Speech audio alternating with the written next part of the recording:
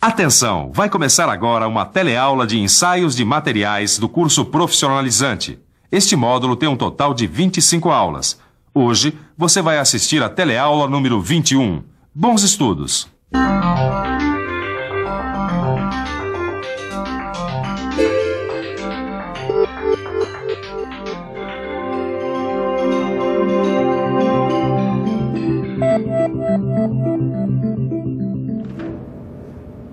Ô Silva, eu tô adorando esses ensaios não destrutivos. Ó, eu me lembro que nós começamos com os ensaios visuais, depois estudamos os ensaios com líquidos penetrantes, depois os ensaios com partículas magnéticas. Agora tem uma coisa que eu não tô entendendo. Esses ensaios servem para detectar descontinuidades na superfície da peça ou próximas à superfície, não é certo? Mas como é que a gente faz para detectar uma descontinuidade que esteja no meio da peça, dentro da peça? Aí a gente usa o som. Ué, não entendi. Olha aqui. O som, Caio, é um recurso eficiente para detectar descontinuidades em qualquer ponto da peça. Além disso, ele é muito usado para examinar todo tipo de material, sendo usado para os ensaios não destrutivos em praticamente todo tipo de peça. Eu usei essas peças aqui para produzir esse som, mas isso foi só um exemplo, porque, na realidade, o som que se usa para fazer o ensaio é um som especial, tão especial que o ouvido humano não consegue captar. Hoje você vai aprender o que é o som e como ele se propaga. Vai aprender o que é o ultrassom e como ele é gerado. E como cristais são usados nos ensaios por ultrassom. Eu aposto que você também está curioso para conhecer esse ensaio e entender direitinho o ultrassom. Então, é só ficar esperto porque a nossa teleaula já está começando.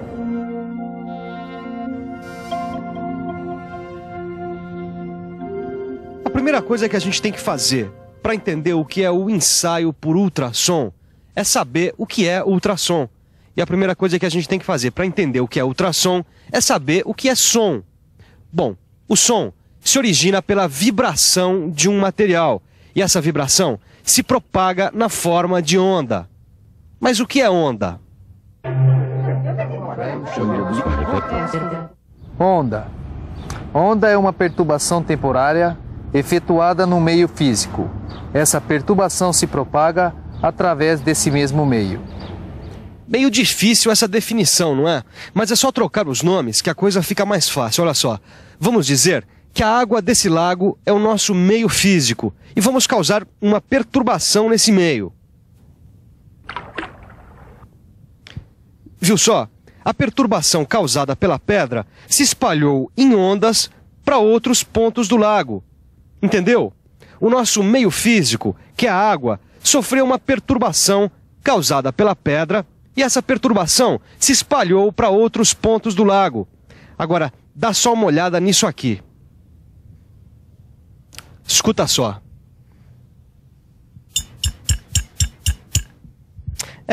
A perturbação causada pela pedra na garrafa se propaga através do ar também. E essa propagação ela acontece na forma de ondas, não pela água, como no exemplo do lago, mas pelo ar até alcançar os meus ouvidos. Aí eu escuto o ruído. Agora dá só uma olhada nessa rolha aqui.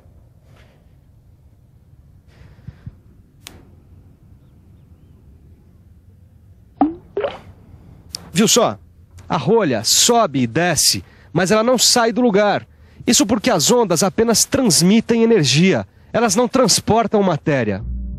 O que acontece é o seguinte: a onda passa em movimento o objeto, isto é, ele ganha movimento, sobe e desce, voltando ao mesmo lugar.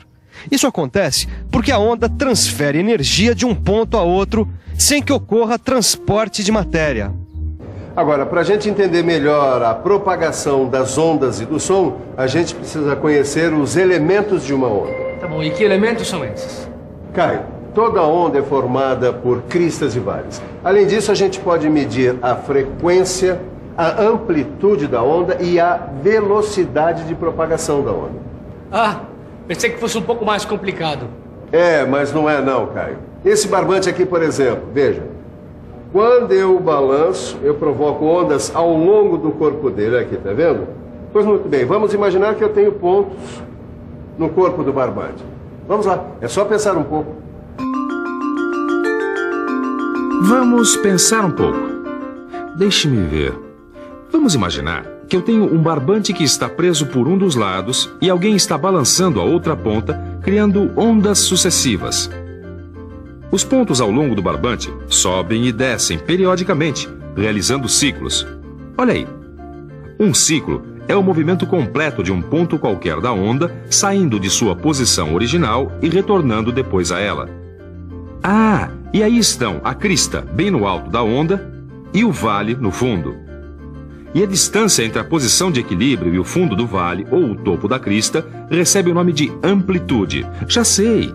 Se a ponta do barbante for balançada com movimentos mais amplos, a amplitude da onda também será maior, os vales mais fundos e as cristas mais altas. Ah, agora ficou mais claro, Silva. Mas você falou também de frequência e eu não vi o que é frequência. Caio, você viu que um ciclo é um movimento completo de um ponto qualquer da onda. Pois muito bem, eu fiz uma marca vermelhinha aqui no barbante para ficar mais fácil de entender. Olha só. Quando a onda passa pelo ponto, ele se desloca de um lado para outro. Pois bem, isso daqui é um ciclo. Agora, a frequência de uma onda é dada pelo número de ciclos em função do tempo. É, mas ainda não está muito claro, né, Silva? Mas eu garanto que agora vai ficar. Dá uma olhada aqui. A frequência é dada pela relação entre o número de ciclos e a unidade de tempo que a gente estiver usando. Vamos admitir que essa unidade de tempo seja o segundo. Aí nós temos o número de ciclos por segundo. E olha aqui, nesse exemplo nós temos uma onda com frequência igual a 1 ciclo por segundo. Ou seja, o nosso pontinho do barbante leva 1 segundo para ir de um lado para o outro e voltar à sua posição original. Portanto, a frequência dessa onda, que é de 1 ciclo por segundo, é igual a 1 Hz, que é a unidade usada para medir a frequência das ondas. Ok, você se lembra que eu falei sobre a velocidade de propagação? Lembro, claro. Muito bem. Por acaso você reparou naqueles filmes de Velho Oeste que o cowboy colocava o ouvido no trilho para saber se o trem estava vindo ou não? Eu reparei, tá, mas o que isso tem a ver com propagação? Tem que o som se propaga em ondas mecânicas. E as ondas mecânicas precisam de um meio material para se propagar, como a gente já viu. Ah. Pois muito bem, dependendo do meio material, o som se propaga mais rapidamente ou menos rapidamente. Quanto mais compacto for o meio material, maior será a velocidade de propagação. Ah, saquei. Os bandidos colocavam o ouvido no trilho porque o som se propaga mais rapidamente no aço, que é mais compacto, do que no ar. Bom, se você ainda se lembra, essa aula é sobre ultrassom. E se você já aprendeu o que é som e como ele se propaga, eu acho que está na hora de você ficar sabendo o que é ultrassom. Esse som que você acabou de não ouvir é o ultrassom. É isso mesmo, porque o ultrassom tem as mesmas características que o som que a gente ouve. Ele se propaga na forma de ondas mecânicas, ele tem ciclo, tem crista, tem vale de onda, etc.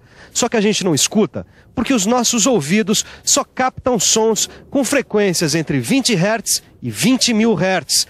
Os sons que têm frequência abaixo de 20 Hz são chamados infrassons. E os que têm frequências acima de 20.000 Hz são chamados ultrassons, que são exatamente os sons que a gente usa nos ensaios industriais. Olha só.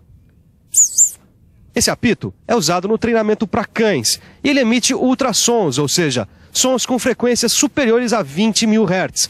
É claro que nos ensaios industriais a gente usa equipamentos diferentes. A gente usa cristais piezoelétricos.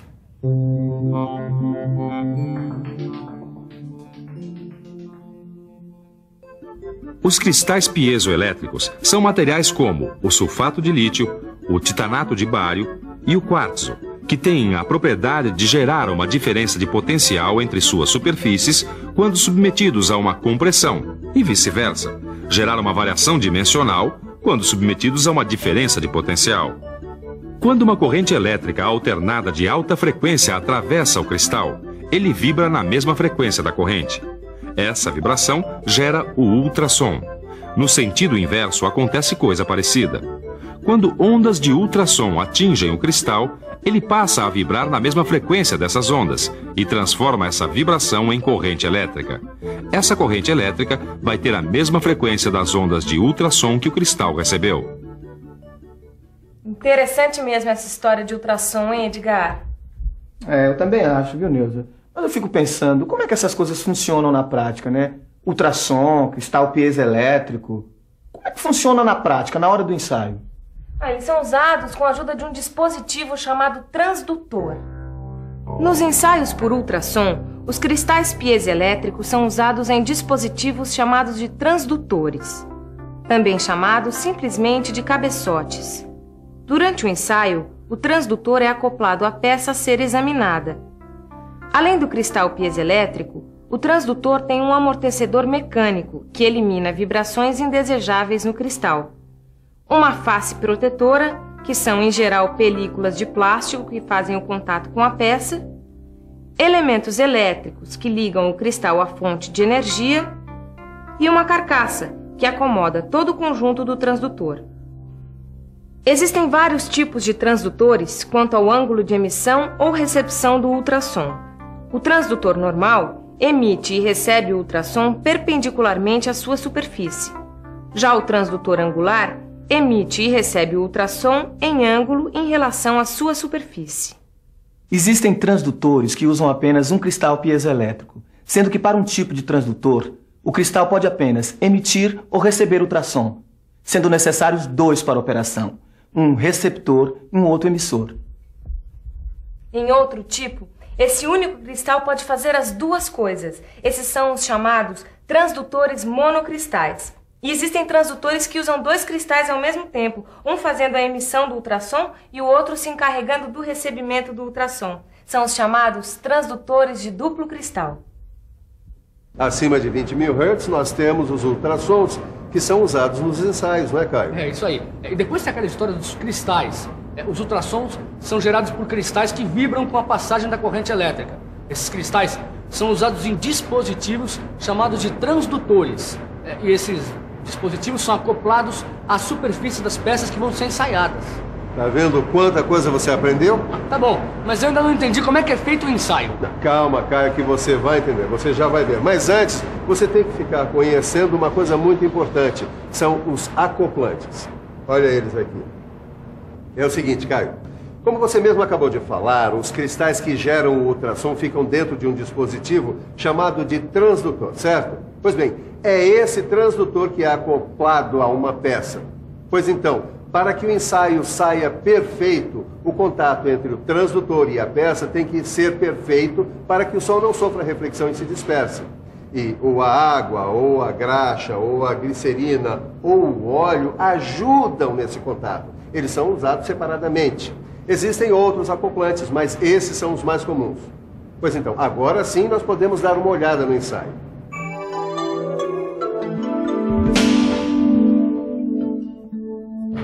Olha aí o nosso ensaio por ultrassom. Esse é um ensaio de ultrassom por contato direto. Ele recebe esse nome porque o acoplante é colocado em pequena quantidade entre o transdutor e a peça. Esse outro é o ensaio por imersão. A peça e o cabeçote são mergulhados num líquido que pode ser água mesmo. Tá bom, mas como é que o ultrassom detecta as descontinuidades? Ô Caio, quando o ultrassom atravessa uma peça e encontra uma descontinuidade, parte dele é refletida de volta, como uma luz que é refletida no espelho. Pois bem, a intensidade dessa reflexão é captada pelo transdutor, indicando a descontinuidade. Na próxima teleaula tem mais, e aí a gente vai ver como isso acontece. Por hora, vamos à revisão. E atenção, se liga aí que é a hora da revisão. Na teleaula de hoje você aprendeu o que é som e que ele se propaga através de uma onda mecânica. Você aprendeu também que as ondas mecânicas têm frequências diferentes e que nossos ouvidos captam sons em apenas uma faixa de frequência. Finalmente, você conheceu os cristais piezoelétricos e os transdutores, que são dispositivos usados nos ensaios por ultrassom. Conheceu também os acoplantes, que têm por função fazer a ligação entre o transdutor e a peça para evitar interferências. Na próxima teleaula, a gente vai estudar direitinho como o ultrassom detecta as descontinuidades nas peças. Não perca e consulte o seu livro. Ele contém coisas muito importantes sobre o que você aprendeu hoje. Até lá!